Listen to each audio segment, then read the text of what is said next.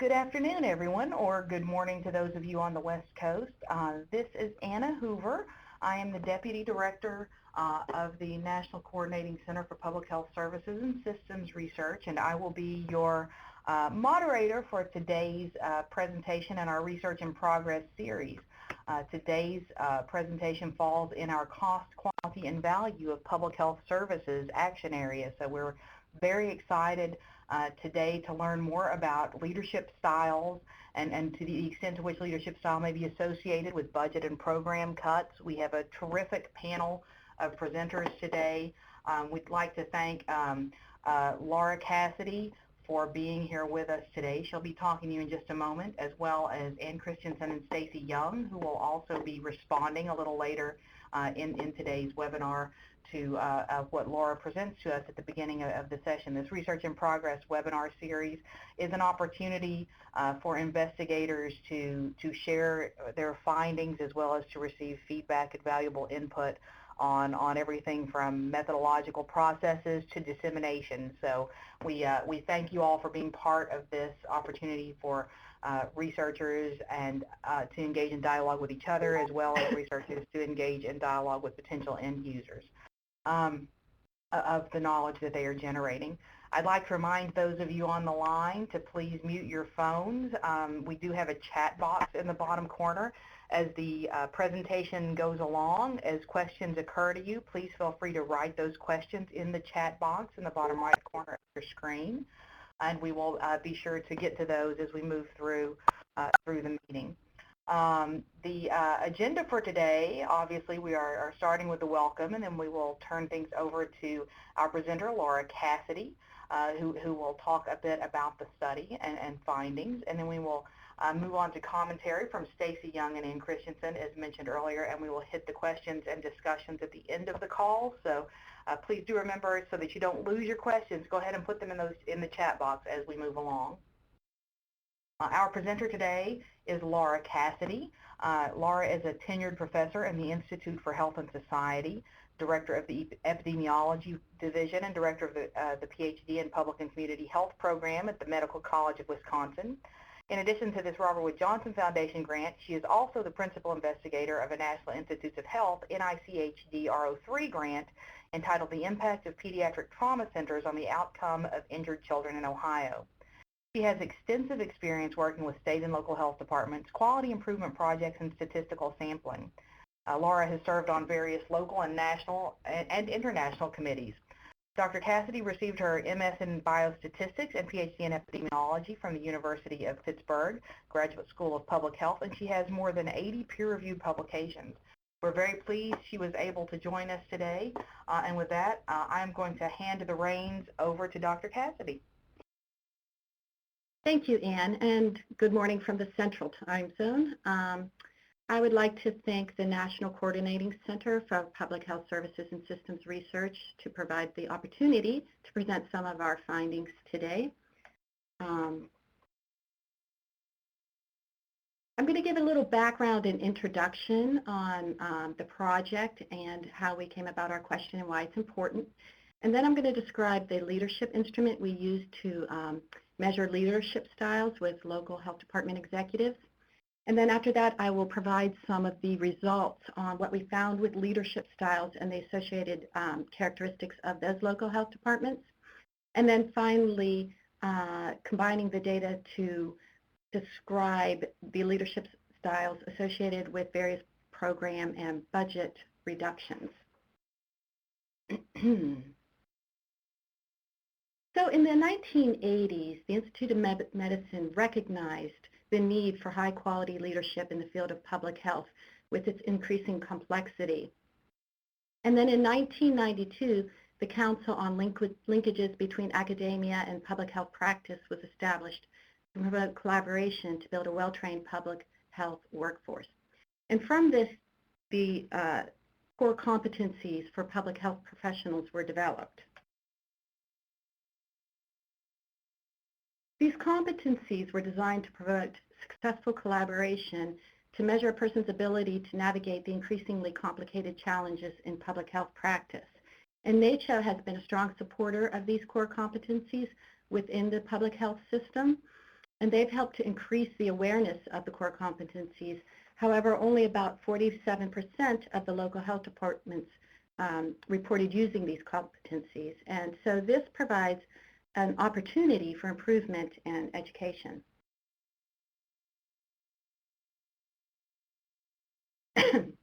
So the field of public health and local health departments' role within them has become increasingly complex. There's the ongoing assessment portion where health is monitored, we diagnose and investigate disease outbreaks. There's policy development with the opportunity to inform and educate and empower the community, mobilize community partnerships and develop policies. And then there's the assurance component where we enforce laws, we link to and provide care, assure competent workforces, and ongoing evaluation of these. So the local health department is integral to all of these tasks and also within the system management and are active in research as well. So it's a complicated system. Therefore, it's really important that we understand the organizational leadership of these local health departments and how it contributes to evidence-based for effective public health practice and policy, and especially now with increasing resource reductions and increasing resource reductions and increasing need for services. How do we balance this and become more effective? So the goal of this particular study was to investigate these leadership styles of the local health department executives and how are they related to any potential resource reductions and how do they navigate these systems in these challenging times. And we used a leadership orientation survey developed by Bowman and Deal, and it's a self-perceived survey, so the leaders actually do the survey that characterizes what their style is. And then they're associated with four leadership frames. So there's different mechanisms that they favor in order for their leadership style. So we all know that leadership is extremely important, and whatever we do as leaders filters down throughout the organization, and we set the role. We lead people, and there's good leadership and there's bad leadership.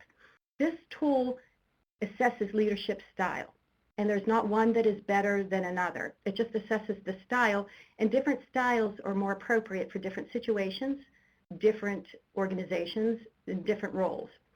So hopefully over the next few minutes, I'm going to be interesting and not launch into an excruciating, dull, dry, and detailed PowerPoint presentation. I think our findings you'll find very interesting.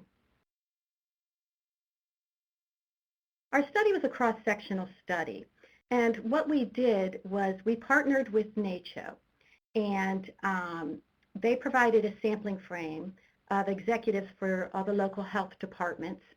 And then we used probability proportional size sampling to select a statistically relevant sample that's representative.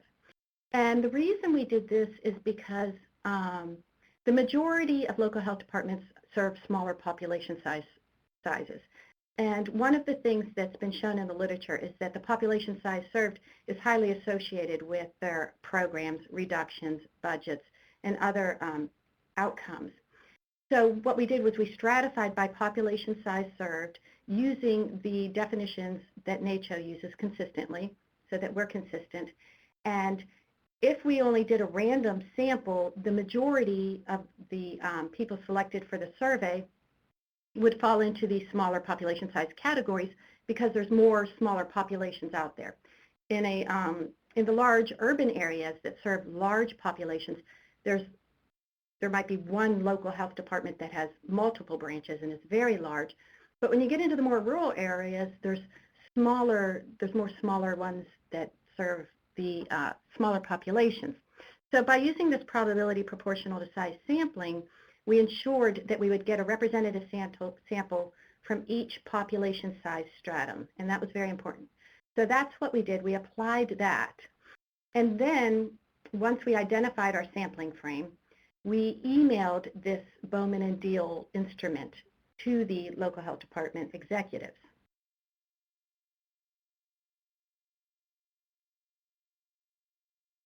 This instrument uses a 32-item survey. It's very simple to complete. It's kind of like a multiple choice, and it characterizes your style. And again, there's 4 frames that we'll go into. It's been used extensively in higher education institutes and a lot in the educational environment. And recently, it's been implemented in healthcare and health information management systems. So this is the first time we've used it in public health services and systems research. So I'm going to go through the 4 frames. So when you collapse the data from the survey, you get a score, and from that score, we can identify the strongest frame a person uses. And there's different ways of looking at it, but for the purposes of this analysis, we use the ranking that their highest score in any individual frame would be the score that they favor. Most people use multiple frames depending on the situation, but what we wanted to identify is what is their strongest frame. So the structural frame is one of the frames.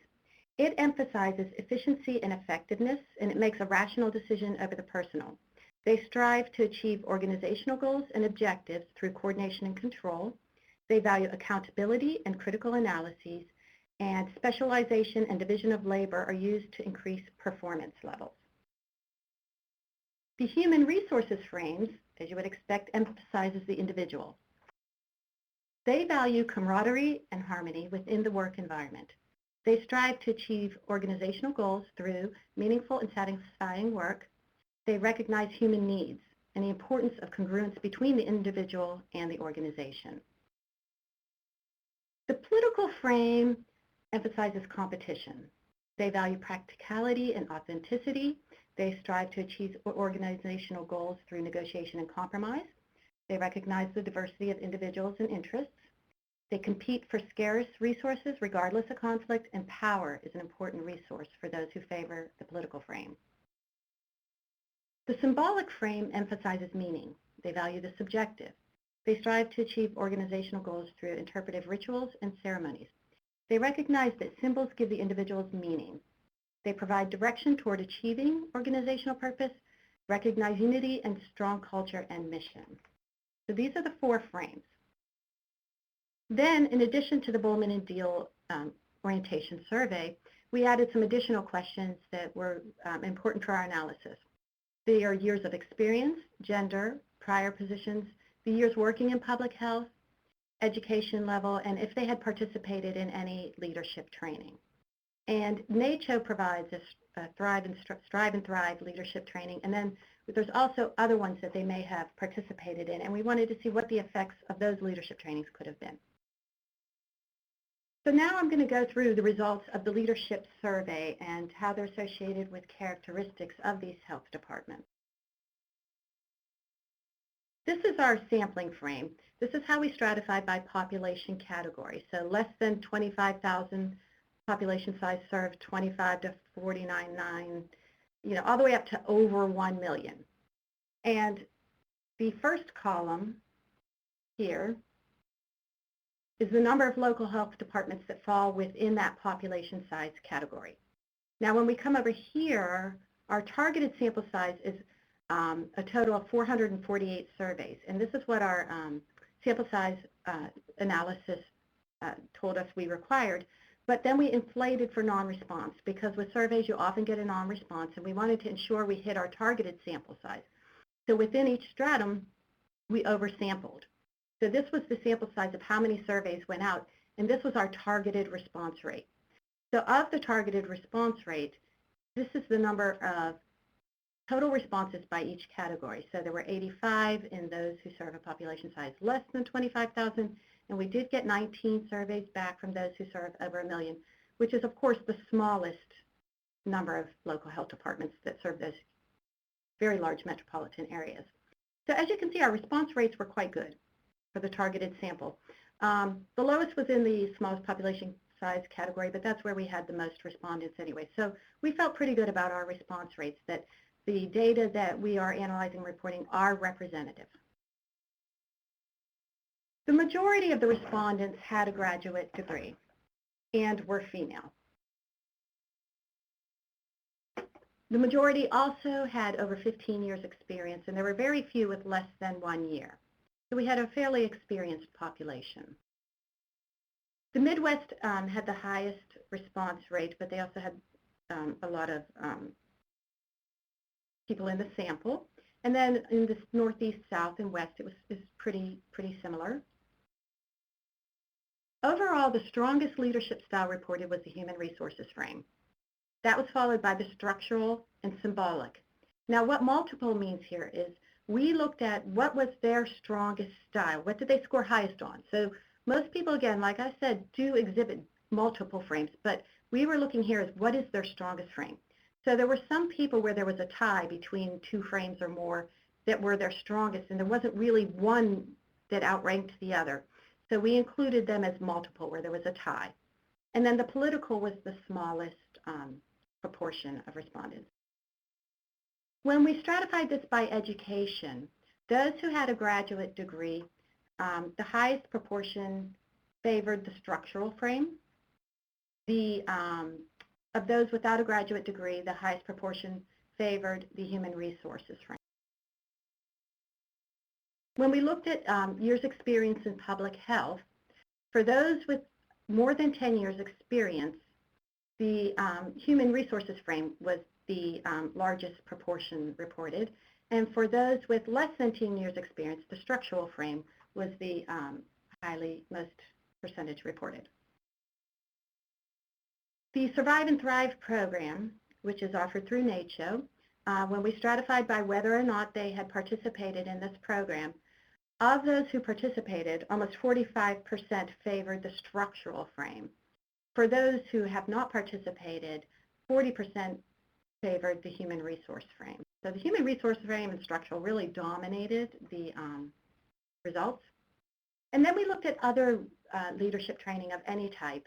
And for those who've had other leadership training, they tend to favor the human resources frame the highest, followed very closely by structural. Next, we used the results of this survey and we linked it to the NACCHO file on their survey of budget and program cuts. So this was really nice that we were able to link it to this existing survey and leverage the results from that because we used a similar population. And we performed logistic regression analysis. So when we looked at program or at resource reductions in general, there's budget reductions, there's personnel reductions, and there's program reductions. Some of those had more reductions than others, but for the purposes of this analysis, we started by saying, okay, how many had at least one type of reduction compared to who didn't have any reductions at all? So we dichotomized the outcomes so that we could perform a logistic regression analysis. And of this sampled population, 60% had experienced at least one or more type of reduction. Now, when we analyzed these data for whether they had any reduction or not, the years experience, the strongest leadership frame, and gender had no association. There was no statistically significant difference between those who had a reduction and those who didn't based on these variables. However, when we looked at some of the other variables, those with a graduate degree were 2.9 times more likely to experience some sort of reduction than those without a graduate degree. Those in the Western region were 2.9 times more likely than the Northeast to experience a reduction. Those in the South were 2.4 times more likely than the Northeast to experience a reduction. And then with increasing population size served, there was also an increasing likelihood of experiencing a reduction. So with the population size served, 250,000 to 500,000, they were 2.8 times more likely than the smallest size was our baseline, the less than 25,000. And those in the 500,000 to a million were 4.2 times more likely than the very smallest population size served to experience some program reductions. Now, what does this mean? So we started thinking about it and saying, okay, there's some correlation in the data here. These are not really strictly independent. There's some intersection. So when we evaluated it, the likelihood of having a graduate degree increased with increasing population size. So people who served a larger population were also more likely to have a graduate degree. There's also potential correlation between census region and population size served. So we looked at the distribution of population density by census region.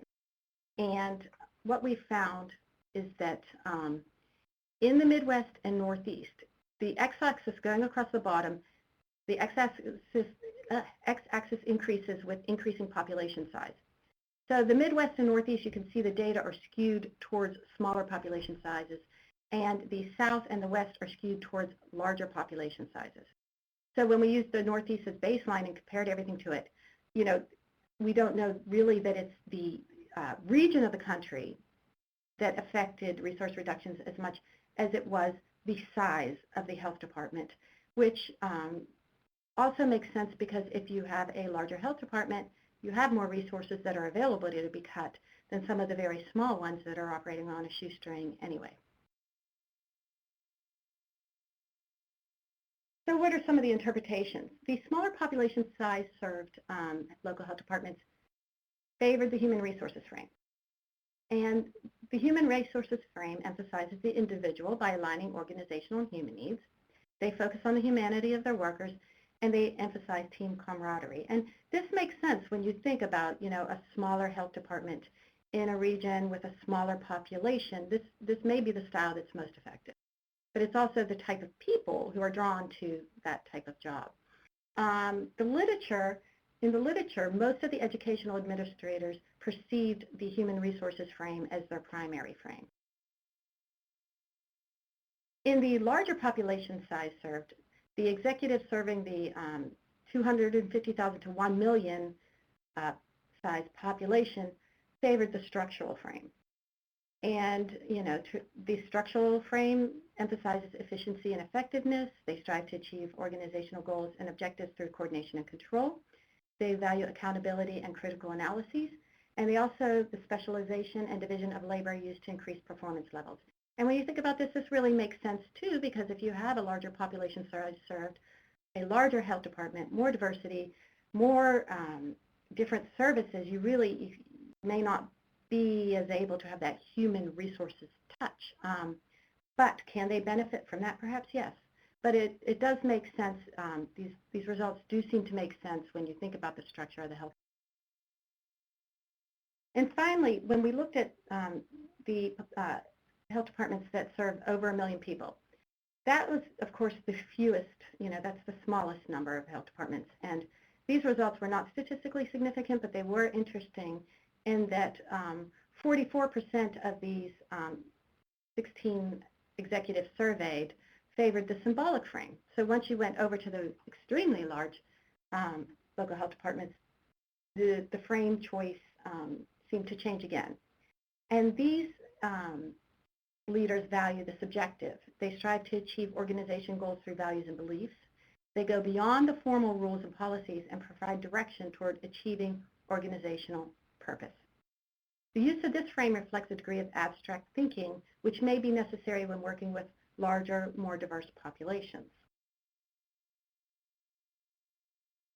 The multiple frames, there was a tie between what their favored frame was. There was a slight association between multiple frames and larger population size served. They were also more likely to have had previous leadership training, and this may also be related to years of experience. With more experience, you learn to navigate different frames and maybe not favor one over the other as much, but you're a little more adaptable. So in the literature, they suggest that the multiple frame use can lead to the most effective style of leadership. And the most effective and successful leaders are able to adapt frames and thought processes to the situation. So especially with very large enterprises and a variety of services, you need to be able to adapt according to your environment and the problem of the day. So these results may reflect cultural differences between the higher and lower population densities and the way professionals interact in these cultures, and also the types of people who are attracted to these areas. This is a work in progress, and we analyzed these data, we collected these data, and we're working on interpreting them. And another component of the project is taking a sample a stratified sample across population size served of local health department executives and conducting semi-structured interviews over the telephone to get a qualitative understanding of how their cuts and budget reductions, program reductions, personnel reductions have affected them, but also how do they successfully navigate in these challenging times. So we sampled those who have the fewest no reductions or one, and because some of the categories didn't have any with no reductions. And so we're interviewing these executives to learn some of their strategies.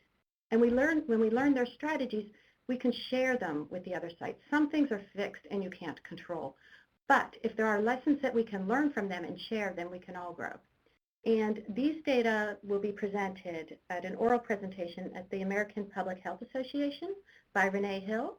So if anyone is attending that meeting, we encourage you to stop by and see the presentation. We'll be preparing manuscript based on it that we will be submitting in the late fall. The project ends in the fall of 2015. We are still analyzing data.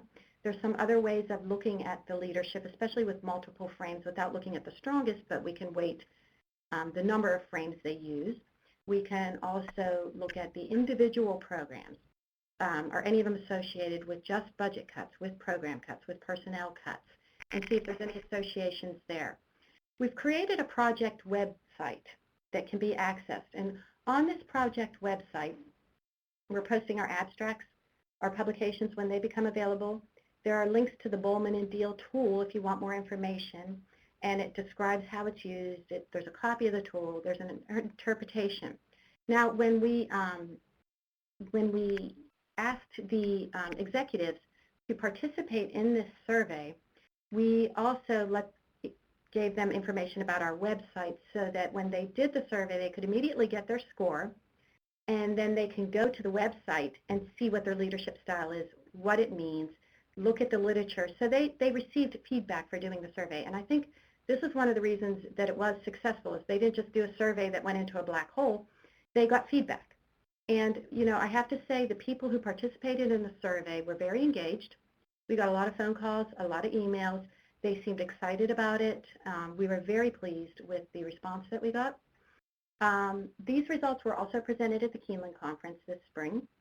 And we have a manuscript that's ready for submission to Frontiers in Public Health Services Research. So that will be hopefully published soon.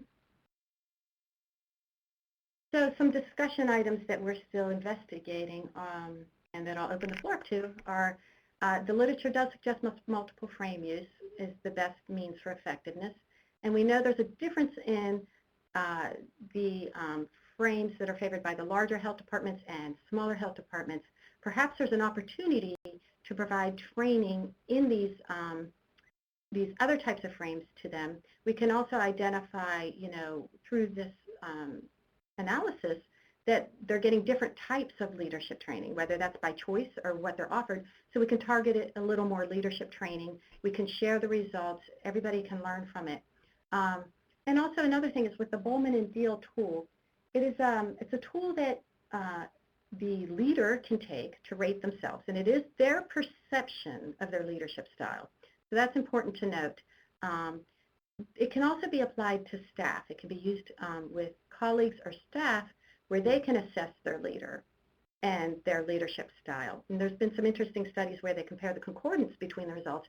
It's usually fairly concordant, but if there's discordance, then there's like a perception difference that can be investigated on how the leader perceives himself compared to how the staff perceives the leader. So those are interesting things that can be used and implemented in the future. So having said that, I will wait until after our commentaries for questions and discussions. Thank you. Thank you so much, Laura. Before we move on to the panelists' response, we do have one sort of clarifying question in the chat box that I'll go ahead and throw out from Katie Dugan. How many interviews will you conduct for the qualitative component of the project? Oh, yes, thank you. I should have mentioned that. We are conducting 21. And we are probably about 70% of the way through them. It's been a little challenging to capture people on the phone. But when we do, they're very enriching surveys. Thank you so much. Thank you so much for that. We're now going to turn the microphone over to our commentators on today's presentation, and I'll do a quick bio for each. Stacy Young is an associate professor of the Medical College of Wisconsin in the Department of Family and Community Medicine in the Institute for Health and Society. She has extensive experience forming, sustaining, and evaluating community academic partnerships to improve health. She is a medical sociologist who uses qualitative methodology to investigate how health organizations and systems influence provider behaviors and health outcomes. Dr. Young's research interests include health professions advocacy for vulnerable patients and populations, the organization of work among health professionals in traditional and community-based clinical settings, and the relationship between the urban environment, acute and chronic life stressors, and health status. Dr. Young earned her MS and PhD in urban studies from the University of Wisconsin-Milwaukee. We'll also be hearing from Ann Christensen, MPH, who is the health officer and director of the North Shore Health Department in Wisconsin. She also serves as the health officer for the suburban Milwaukee communities of Brown Deer, Fox Point, Glendale, River Hills, Shorewood, and Whitefish Bay. In this role, Ms. Christensen is responsible for protecting the health of the residents of the North Shore, preventing injury and disease, and safeguarding the environment. Previously, she served for 11 years as the assistant director of the Injury Research Center at the Medical College of Wisconsin. She has also served as study director on a dissemination research project aimed at promoting the adoption and implementation of community-based, evidence-driven fall injury prevention programs and other translation and dissemination studies for injury prevention programs. So we're very excited to hear from both of these experts in the field, and I will turn the mic over now to Dr. Young. Hello. Hopefully I'm coming through just fine. I had some technology issues with the webinar, but hopefully the phone connection is working. I wanted to make a few comments from a research standpoint about why a study like this is important for those of us that are in public health services and systems research. So one, I think it's about context. So in research, we always have a question or questions that we're seeking to answer and perhaps a hypothesis about what our findings may be. So in the case of this work, we're able to consider variables previously unstudied as relevant to outcomes in health departments. So as we know, our work focuses on organization, financing, and delivery of public health services. And I think what's critical for us to understand are the conditions under which these services are delivered. So the findings in this study challenge us to go deeper as a research community as to what might be driving organizational change, such as not only leadership style, but its potential drivers, such as educational background, professional experience, and leadership training.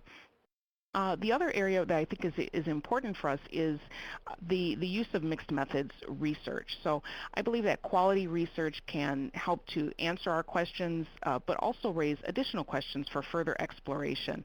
And in this study, it was critical to incorporate qualitative research methods to gather information from health department leaders about their perceived leadership style and trends in their community health outcomes. So the survey data that Dr. Cassidy presented actually guided development of our interview guide for our health department leaders. So this methodology helps us to triangulate with existing quantitative data to address our larger study goal.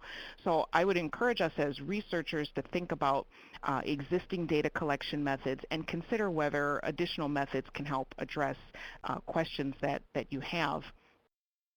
Another area I think that's important is new opportunities. So I believe we should think about existing conceptual frameworks and or theories that might be applicable to our work.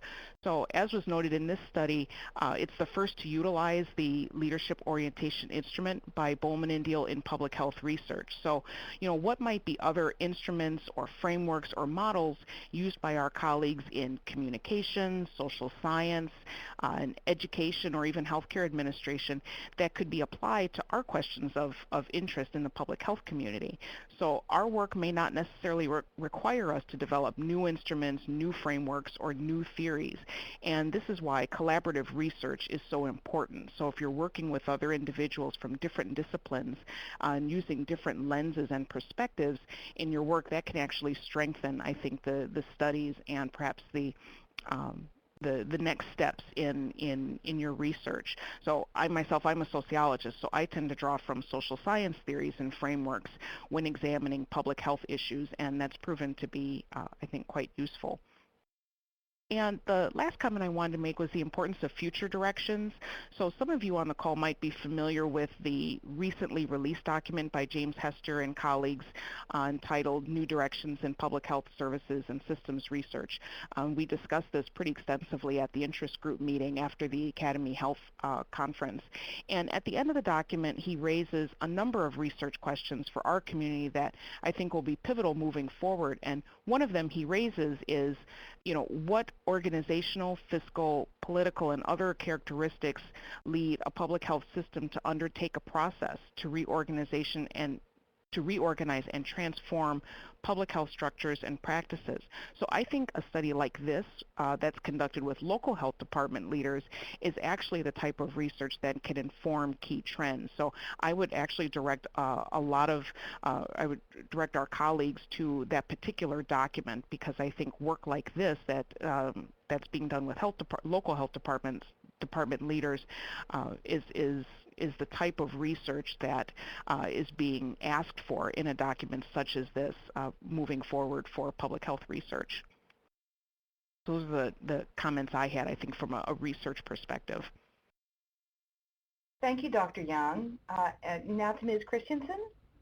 Yeah, thank you as well for the opportunity to comment on this interesting research study. So I am, as was said in the introduction, the leader of a local health department. Our population size is about 70,000, so kind of in the mid-range. A couple of interesting things I wanted to point out in terms of the context of what's going on at the local level to help put some of this research in perspective. And I think some of this will come out with the qualitative interviews, but maybe from an N of one perspective, this might be helpful for that. One is just the changing nature of health departments. So thinking about a variable of time added into this study, in that public health departments are undergoing an amazing transformation and have been over a number of years, where traditionally a lot of the work of the health department was kind of in that essential service of monitoring health. So being at the in the center of a community, providing a lot of clinical services, whether they be immunizations or blood pressure checks, just kind of that access point for the community for clinical services. And that's really changing over, again, the last couple of years and into the future, to be more focused on all of the essential services of public health, so that the work of health departments is becoming, and it has been for a while now, much more population driven. That work is much more on the community's health versus individual health. And so I think that change in the focus of health departments is also happening simultaneously with the professionalization of the field. As Dr. Cassidy said, with the core competencies being a guidepost for what are the capabilities that professionals, both staff and leaders, need in public health, I think that they're also influencing the focus of the field to be much more population-based and more focused on all of those essential services.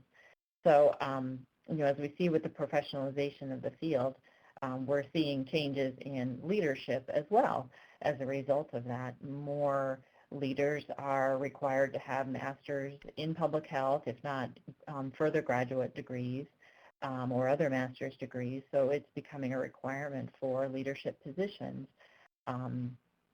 Again, with that changing nature of the health department, as well as the needs of the health departments and the requirements of leaders. This is one thing that, again, I think time as a variable would be interesting to understand in the context of the information presented. Another thing I wanted to mention is the budget cuts that are happening with local health departments. They're driven by a number of things, some outside the control of those leaders, one being cuts to funding from tax levy freezes. One of the things in Wisconsin we have here is a tax levy freeze, and so budgets are either cut or frozen at levels, and that's really out of our control regardless of the leader.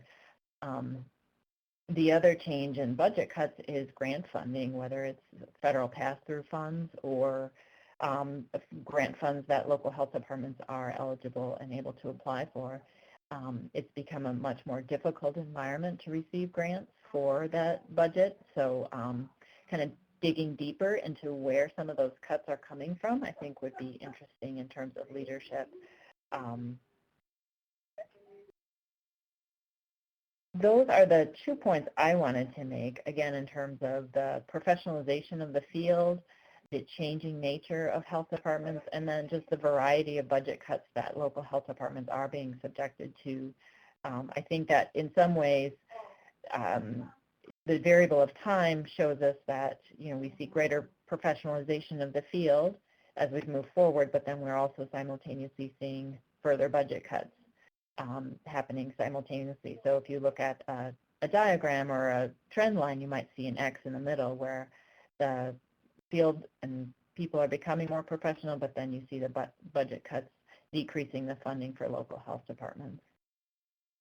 Why are funding, as I mentioned, with the tax levies frozen? They're one of the things that's the nature of local governments.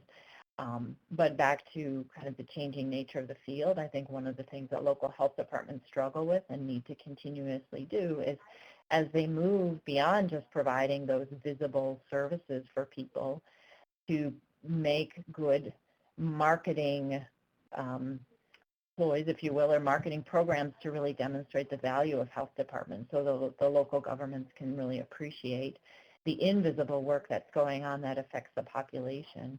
We hear a lot from the local government leaders, well, our communities aren't accessing the health department because they're not getting immunizations anymore or not as much through the health department, when indeed their residents are very much accessing the health department because they use things like the restaurants and the beaches and the places we are out, making sure that those environments are safe and healthy for all residents.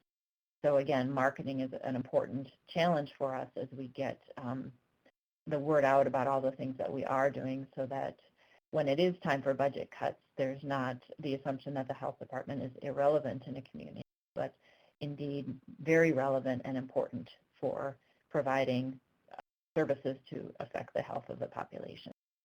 So those are all my comments, and again, I appreciate the chance to speak about this issue from the local health department perspective. Thank you so much, Anne. And I would like to point folks' attention again to the chat box in the bottom right-hand corner of your screen if you're online, and invite you to enter your questions in, whether for Laura or Stacy or Anne, about today's presentation and respondents' comments.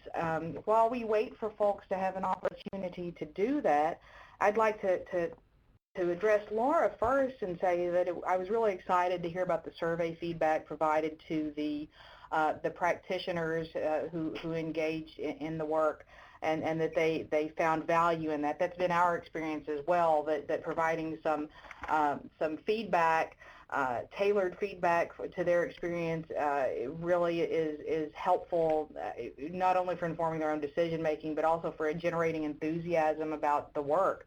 So I think that I would echo that's an important piece of it. I was wondering how you might further engage the practice community with the findings from the study, and how you might share. I know you mentioned APHA and some manuscript development work, but if there are other plans in place to share this work with practitioners, what kinds of implications you think you might be able to share, particularly in terms of clarifying the relationship between the leadership role and the budgetary issues, especially in light of what Anne was just saying about so many of the budget decisions being really outside the control of the leader, or in many ways unrelated to the leader. So I'm wondering how you might be sharing findings with the practice community, and then also how you might help frame the conversation in a way that clarifies those kinds of issues. Thank you. That's an excellent question, and both Stacy and Anne's comments were excellent and really enriched this.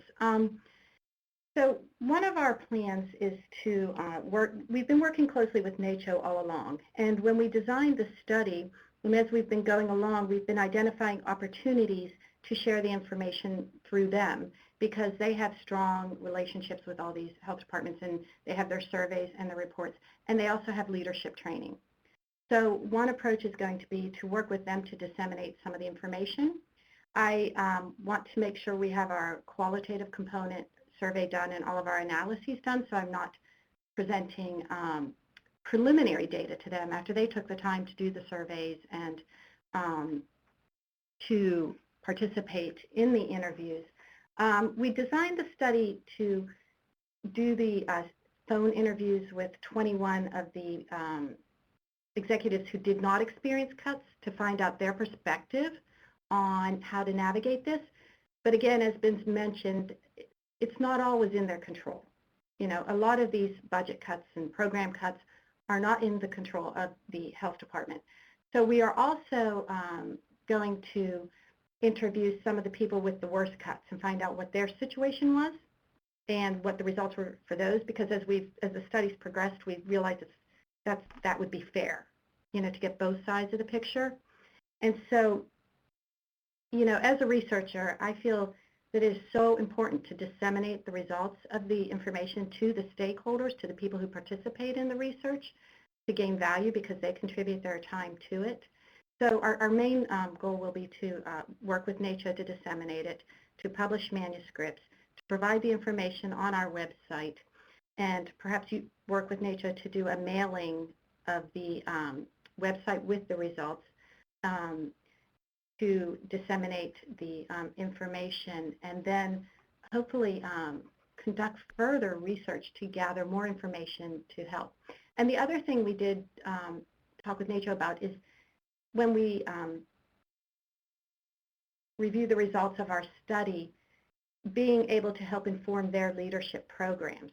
So not just even disseminating the results, but helping to enrich their leadership programs by identifying what people need now. You know, the times are changing, the resources are changing, the skill sets required to function in this environment are changing. So having that information to enrich their leadership programs as well will be very important. Thank you so much, Laura. I'd like to point out that in the chat box, Ann Kelly from our staff has added a link to the New Directions in PHSSR publication that was referenced a bit earlier, which actually brings me back around to something that Dr. Young was saying about not being afraid to borrow or adapt tools, instruments, theories from other fields. I think it's very important that we think about that, because innovation isn't always about coming up with something brand new, whole cloth. Sometimes it's about applying existing existing methods to a different kind of work in a different area. And I appreciate her insight as a sociologist in that way, because as we think about PHSSR, and not just New Directions in PHSSR, but more broadly thinking about systems approaches to health and public health, I think it's going to be very key that we keep our eye on the ball there. Think about what are some tools that exist in sociology, in communication, in medical anthropology, in these other areas, whether they be rapid ethnographies or existing instruments as used here, to really dig deeply into some of these issues, not just how the public health system standing alone solves and approaches particular challenges, but also how that system interacts with other systems to think about these bigger issues of how we move the needle on health and population health in this country. So I think that that's a really well taken point. And in addition to this kind of instrument, I was just wondering if Stacey might have any other insights on specific methods or approaches that she thinks that might be really valuable for the folks on the line to be thinking about. Well, I think that that's a really important question. It was something I really wanted to emphasize with this work, because I think our research can be strengthened by pulling from different different disciplines and different perspectives. I do think that ethnography is a really important tool. I mean, in part because it allows one as a researcher to be more fully involved in in with the perspective of those that he or she is seeking to understand their whether it's their perspective or their background, their experience. For example, if one were actually spending some time at a health department or within a particular health system or with community members, that type of approach is a little bit more involved than methodologies that are a little bit further removed, or where you're just doing some of data collection with a person one-on-one. Some methodologies such as ethnography allows you to be more engaged with individuals. So spending time in the environment in which people are functioning, I think it gives a much richer context to understand what's happening. So I think, like Anne's comments at firsthand, as somebody that is a health department leader, it's so critical. If one were spending time at her organization for an extensive period, or even just more than a one-on-one 30-minute interview, but spending time at an organization, you're allowed to see what's actually happening on the ground. A few years ago, I was doing a study with public health nurses, and it completely changed my view of what was happening in health departments, because I was actually at our local health department with nurses and spending some time and seeing what they were doing and how they were engaging with students. So it was very different than if I had just surveyed or interviewed them, but I was actually spending some time there. So I think for whatever our particular disciplines are, to consider what might be other ways of doing the work. And even if it's areas that we're not necessarily comfortable, maybe it means engaging with other researchers, but definitely being flexible in the methodologies that we use and pushing our comfort zones a bit, because I think that's what helps address our research questions in a more meaningful way. Terrific. Thank you so much for that. And I would also mention perhaps engaged research approaches that partner with some of the potential knowledge end users, like Anne or someone else who might, in another organization, if you're looking at public health departments, partnering through public health PBRNs, or healthcare, partnering with clinical PBRNs, or bringing together a consortia of partners to think through important issues and bring a variety of perspectives to the table, also provides a way of ensuring that we are not imposing our research, academically trained, ivory tower-ish kinds of perspectives on the situation, but that we really are getting into the roots of what folks on the ground are thinking. I couldn't agree more that it's important to fully understand the environments in which we're working, and I think that's an excellent point. We have a couple more questions here that I'm going to try to get to.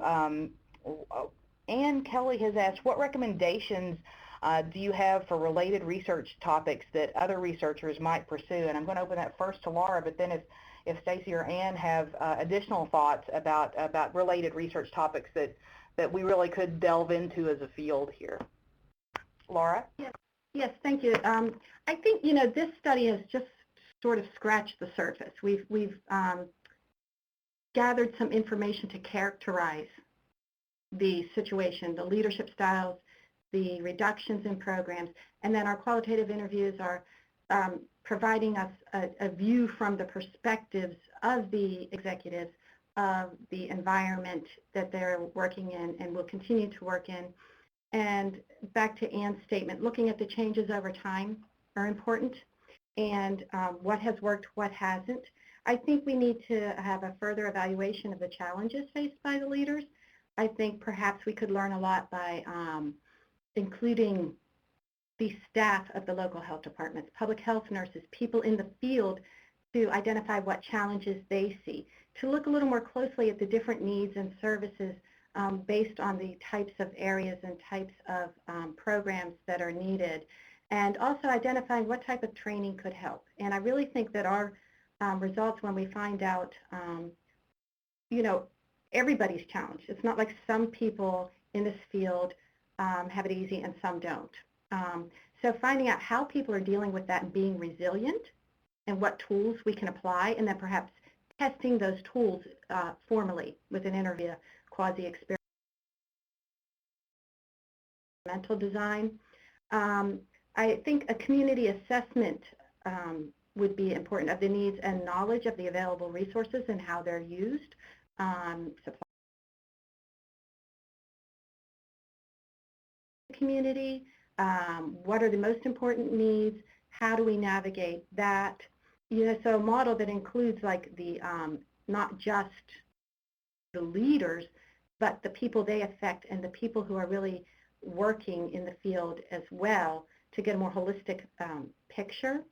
I think, at some point it's important to involve policymakers, funding agencies to increase awareness.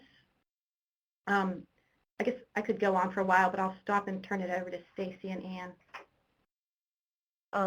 This is Ann. So if the goal is kind of improved training, one of the things that I think looking at leadership style and core competencies would be of interest to see if there is more mastery of core competencies with different leadership style, that then might be a training opportunity to improve facets of leadership that could then increase one's abilities to acquire more of the competencies.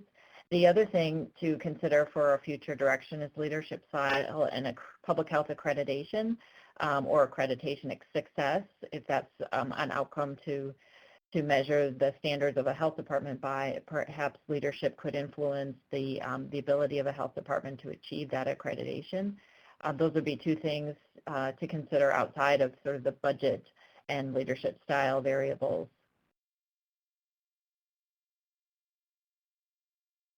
Stacy, would you like to add any potential topics to the terrific list that Laura and Ann have already discussed?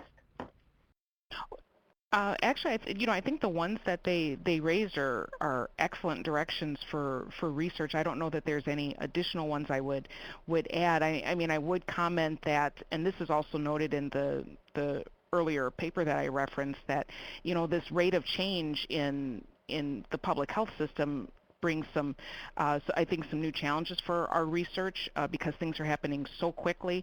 So we have to be able to come up with research questions and also be able to answer those questions and able to sort of keep up with the way that the system is evolving and changing. And I think with the new environment of patient-centered medical homes and accountable care organizations, I think it's important for us to be able to position whatever our research is, whatever our research questions are, to be able to position it in that larger environment, because it seems like with, funding changes and things that are happening at higher levels administratively, it's going to be so important that the research that we're doing is moving in the same direction as some of these larger national trends in healthcare system change. Terrific. Thank you so much. I know we've just got about 2 minutes left, and I need to get to the next slide in just a second to talk about what we've got on deck soon. But I want to point out that the PHSSR paper that was referenced earlier, some folks are having some challenges downloading it with some browsers. So Ann has put that up in the top right-hand corner of your screen in the resources section, PHSSR paper 2015 final. That is the new directions in PHSSR paper that I believe Stacy mentioned earlier. We welcome you downloading that and giving it a look. So there is that. I want to again thank our wonderful panelists today, Laura, Stacy, and Ann. To note, talking about future research directions, that many of you are aware of the Culture of Health research initiative that the Robert Wood Johnson Foundation recently rolled out. I would recommend you have a look at the call for proposals for evidence for action, which is one of the new initiatives that is being managed out of UC San Francisco. They have a call on the ground right now that includes for letters of intent that includes a small section on health services research. So I very much recommend you having a look at that and seeing if there's anything in there that might be of interest or that might align with your own research projects or future directions for this research. That said, I would like to remind you all the archives of all of the webinars are available online. Here is the address, or you can just go through the publichealthsystems.org website and you'll find it in there. Upcoming webinars in August, we have Applying Failure Modes and Effects Analysis to Public Health, Breathe Easy at Home programs. And then on August the 6th, we have Population Health Investments, Relationships Between Local Public Health and Hospital Community Benefit Spending. Those promise to be really interesting webinars. We thank you all again for participating. I want to thank our project manager, Ann Kelly, who does such a great job of putting this series together. And once again, thank Laura for the wonderful research, and Stacy and Ann for the terrific responses. If you all have questions or concerns, you may contact us here. Thanks again.